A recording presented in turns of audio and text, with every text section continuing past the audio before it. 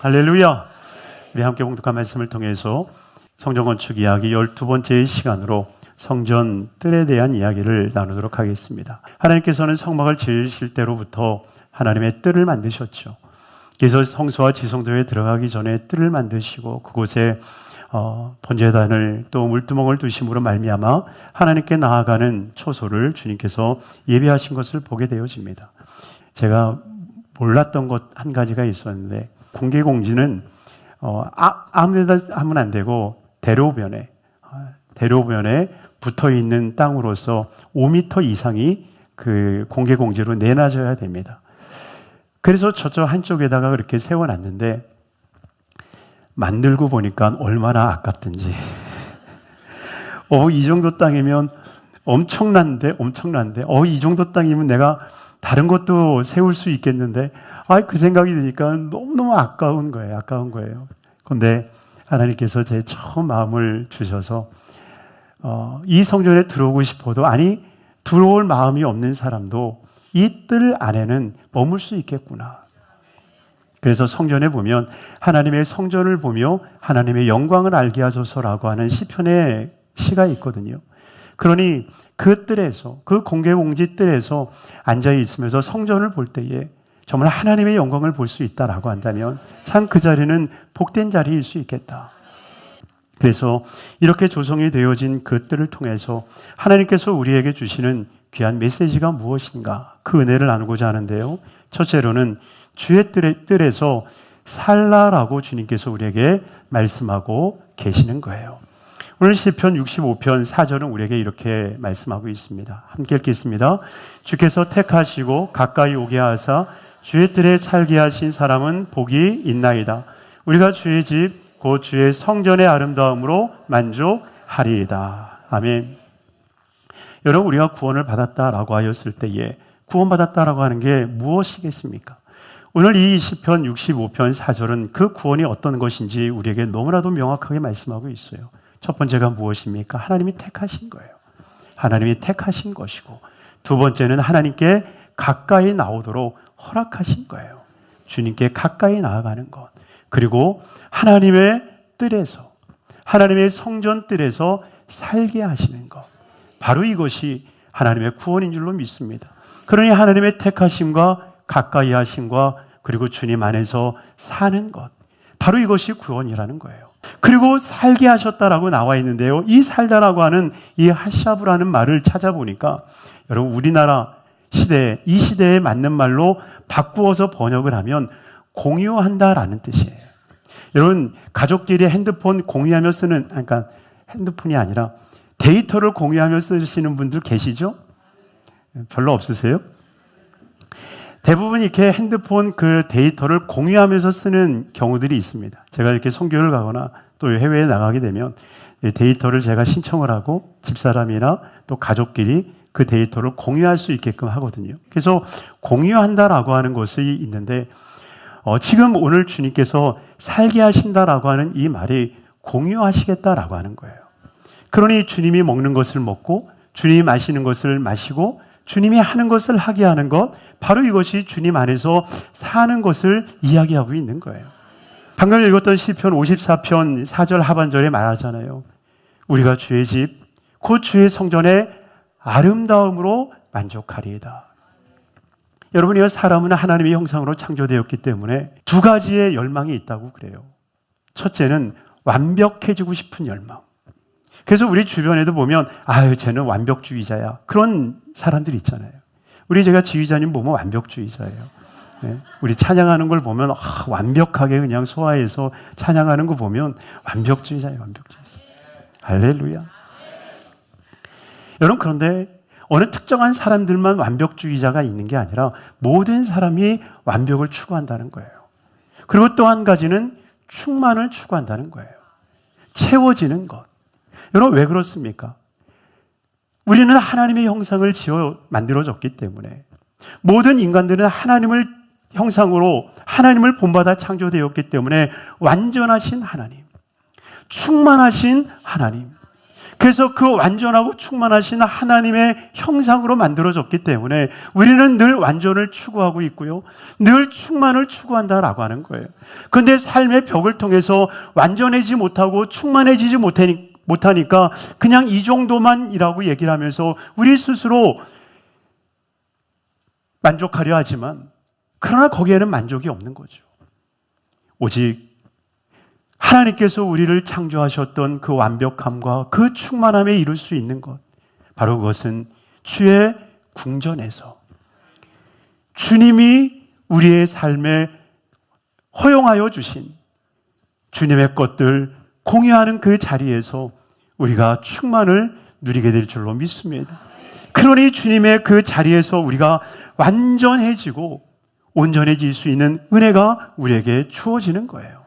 그러니 사랑하는 성도님들이요, 우리의 삶에 오직 하나님과 내가 만날 수 있는 자리, 주님의 것을 공유할 수 있는 이 자리, 바로 예배의 자리요, 그 예배의 자리를 통하여서 주의 마음과 함께 할 수 있는 은혜가 있기를 주님의 이름으로 축원합니다. 세상 것으로는 절대 채울 수 없어요. 왜? 세상 것으로 하나님을 채울 수 있겠어요? 세상 것으로 하나님을 완전하게 하실 수 있겠습니까? 아니요. 오직 완전하신 분은 하나님이시고 오직 충만하신 분은 하나님이신 거예요. 그러니 하나님의 충만함과 하나님의 그 완전함, 바로 그것이 이루어지는 이 예배의 자리를 통해서 여러분들에게 기쁨과 행복과 즐거움이 있는 삶이 되기를 주의 이름으로 축원합니다. 시편 92편 12절과 13절의 말씀 함께 읽겠습니다. 의인은 종려나무같이 번성하며 레바논의 백향목같이 성장하리로다. 이는 야훼의 집에 심겼으며 우리 하나님의 뜰 안에서 번성하리로다. 여러분이 의인들은 종려나무 같고 또한 레바논의 백향목과 같아서 번성하고 성장할 것을 이야기를 합니다. 여러분, 이것은 종려나무가 가지고 있는, 또한 백향목이 가지고 있는 그 기질 때문에 성장하고 자라난다라고 하는 것이 아니라 12절에 이야기하고 있는 것처럼 이는 종려나무가 번성하고 백향목이 성장하는 그 이유는 야훼의 집에 심겼습니다. 야훼 하나님의 뜰에 심겼기 때문에 자라고 성장한다라고 말씀하고 있어요. 흑암의 권세에서 우리를 하나님 나라로 옮겨주심으로 말미암아. 그래서 주님께서도 이 애굽에서 가나안으로 옮겨간 것을 나무로 비유하여 주님이 말씀하지 않을까요? 주님께서 옮겨주셨기 때문에 우리로 하여금 번성하고 성장하게 하는 거예요. 여러분, 장례삼 아십니까? 장례삼이라고 하는 것은 산에다가 인삼을 심거나 아니면 인삼씨를 뿌려서 자연 상태에서 자라나게 하는 거예요. 그래서 3년에서 5년 정도 뿌려놨다가 거두는 것입니다.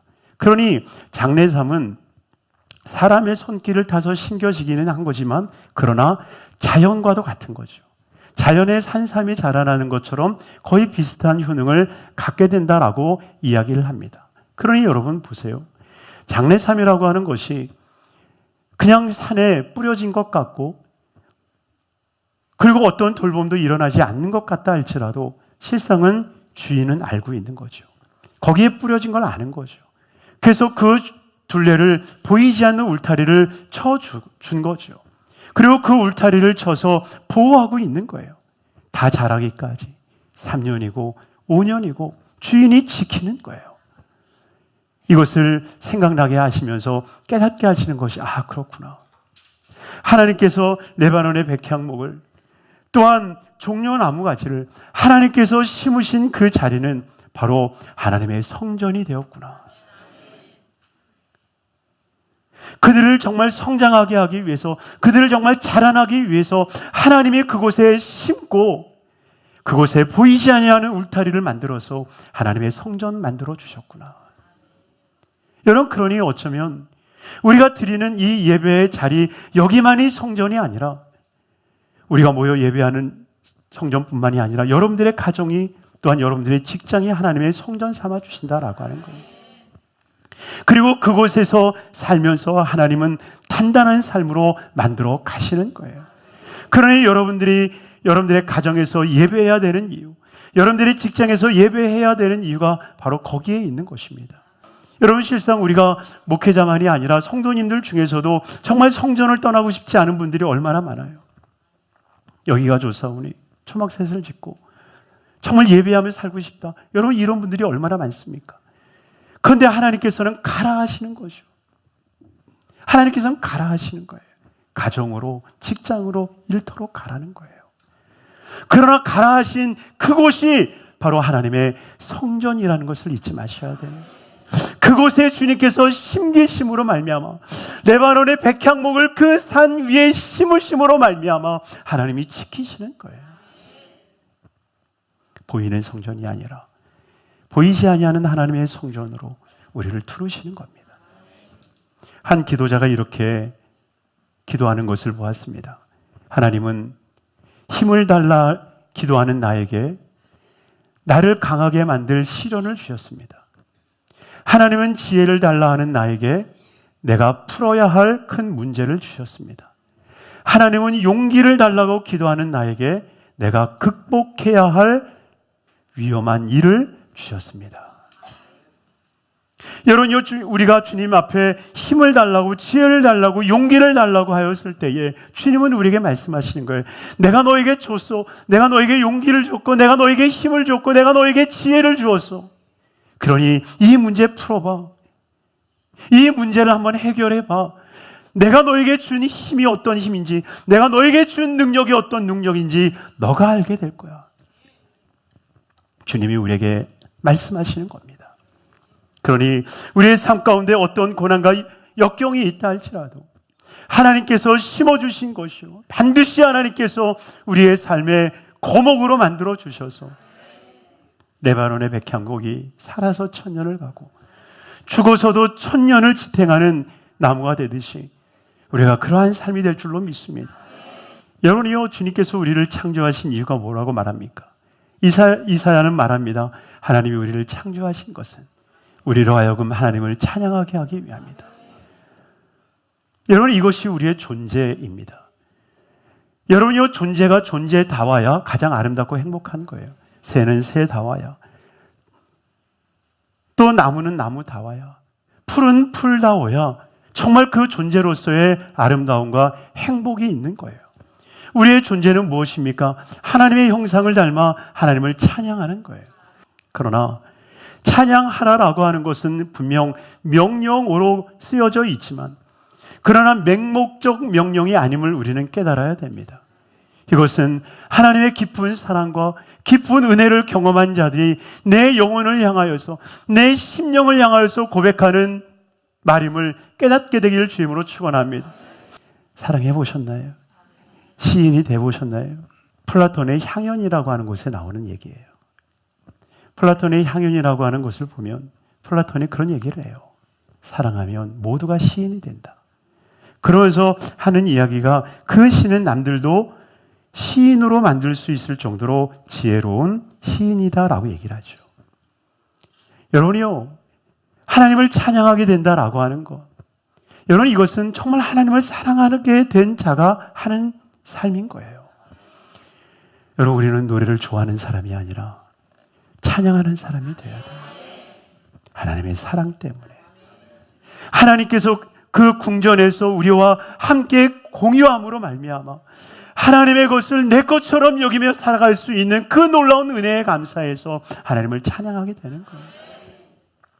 그러니 그 하나님의 놀라운 은혜를 통하여서 하나님께 마음껏 찬양할 수 있는 우리 귀한 성도님들의 삶이 되기를 주님의 이름으로 축원합니다. 축원합니다.